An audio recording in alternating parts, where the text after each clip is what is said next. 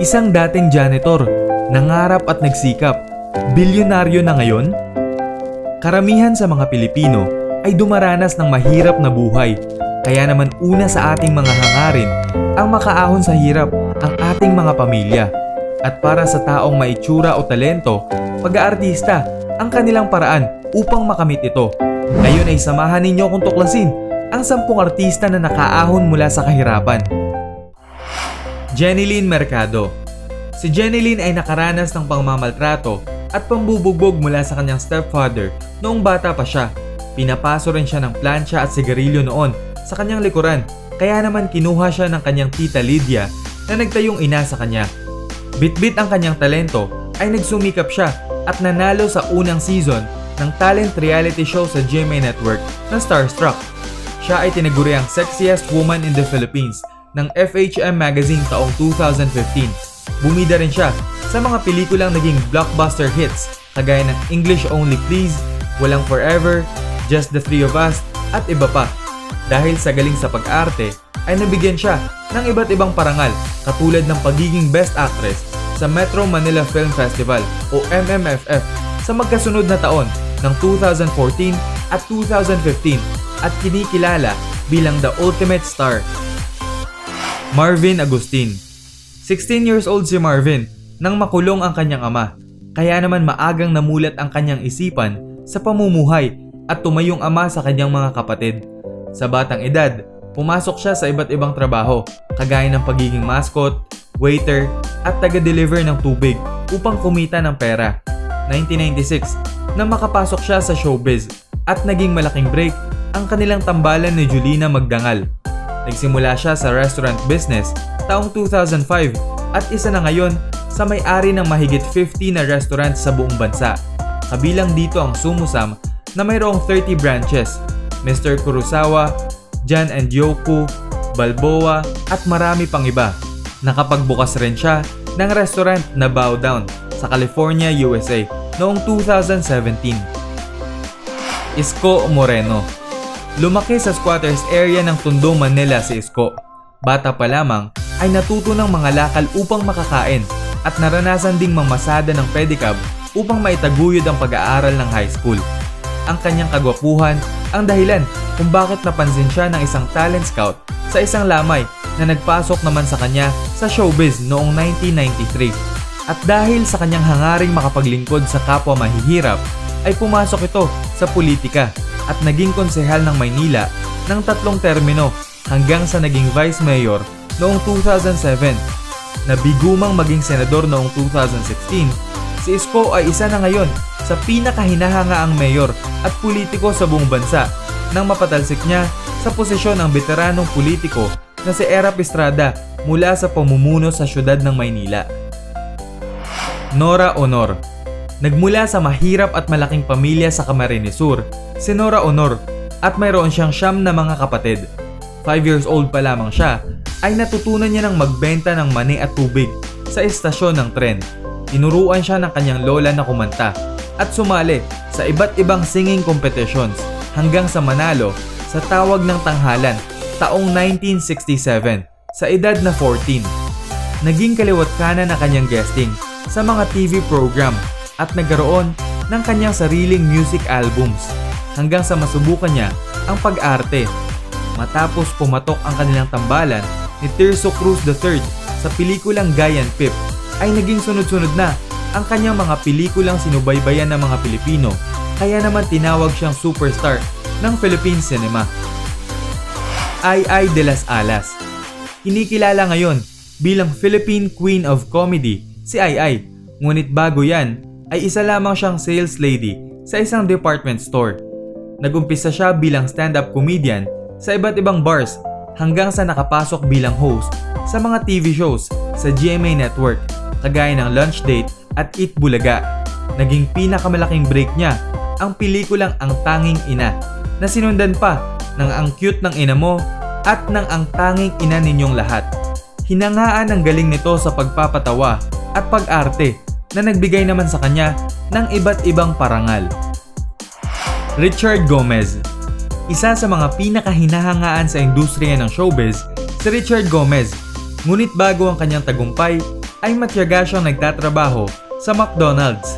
Sa kanyang tangkad at kagwapuhan ay hindi na nakapagtataka na madiskubrehan siya ng talent scout at kalaunan ay naging model at aktor. Naging tanyag man na leading man sa maraming pelikula at nagkaroon ng mga parangal ay hindi niya iniwan ang kanyang pagiging atleta at pagmamahal sa sports dahil naging gold medalist siya sa fencing noong 2005 Southeast Asian Games. Si Richard ay naninilbihan bilang mayor ng Ormoc City at nasa ikalawang termino na mula ng mahalal taong 2016. Siya ay kasal sa dating aktres at ngayon congresswoman na si Lucy Torres at meron silang napakamahal na bahay sa Forbes Park sa Makati. Vice Ganda.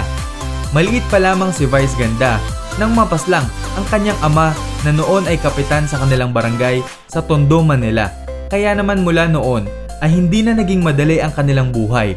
Naranasan ng kanyang ina na maging caregiver sa ibang bansa at manahin ng mga basahan upang mataguyod sila. Mula grade 3 hanggang kolehiyo ay may sumuporta kay Vice Ganda na isang mabait at hindi niya nakilalang Japanese upang siya ay makapag-aral. Nang makatapos ay naging stand-up comedian siya sa mga bar hanggang sa nakilala niya ang manager na si Ogie Diaz at binigyan siya ng mga racket sa telebisyon at pelikula. Naging pinakamalaking break niya ang pagiging regular host ng It's Showtime dahil mula noon ay naging sunod-sunod na ang kanyang mga blockbuster hits na pelikula, matagumpay na mga concerts at kaliwat ka ng endorsements. Nakapaglabas din siya ng 4 na music albums at nagkaroon ng sariling talk show na Gandang Gabi Vice. Sa ngayon ay tinatamasa niya na ang bunga ng kanyang mga paghihirap at kamakailan lang ay pinasilip niya ang kanyang napakalaki at napaka-ingranding bahay. Jericho Rosales. Bata pa lamang si Jericho ay natuto na siyang dumiskarte sa buhay. Nangolekta siya ng mga kalakal na maaaring ibenta sa junk shop. Naging tendero ng ice buko, tendero ng isda sa palengke, barker sa terminal ng jeep, pizza delivery boy at naging driver.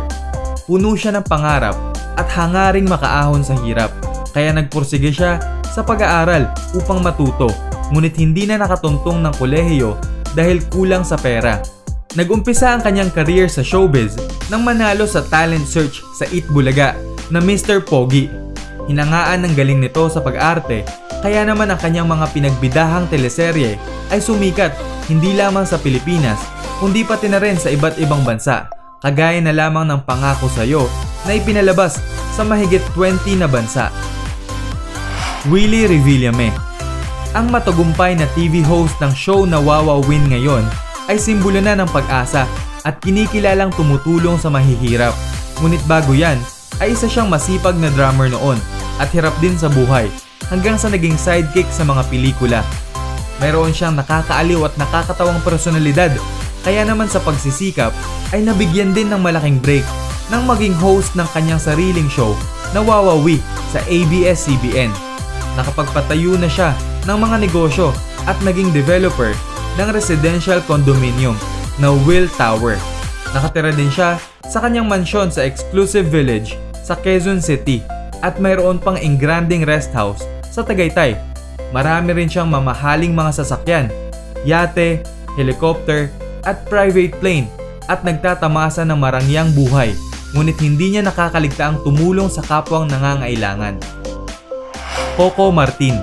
Kinikilala ngayon bilang King of Philippine Television si Coco Martin, ngunit bago yan ay hindi naging madali ang kanyang pinagdaanan. Nagtrabaho siya bilang waiter, tagabigay ng flyer sa mall at naging OFW sa Canada. Sa pagiging OFW ay naranasan niyang maging tagaluto, hardinero, janitor at maging pangongolekta at pagbebenta ng mga bote. Una siyang sumikat sa mga indie films kung saan ang ilan ay may malalaswang tema at humakot ng iba't ibang parangal dito sa Pilipinas at maging sa ibang bansa. Nakita ang kanyang galing nang maging kontrabida sa teleseryeng Tayong Dalawa sa ABS-CBN at mula noon ay naging sunod-sunod na ang kanyang pinagbidahang mga teleserye at pelikula. Maglilimang taon na ang kanyang programang FPJs ang Probinsyano at patuloy pa ring sinusubaybayan ng mga Pilipino.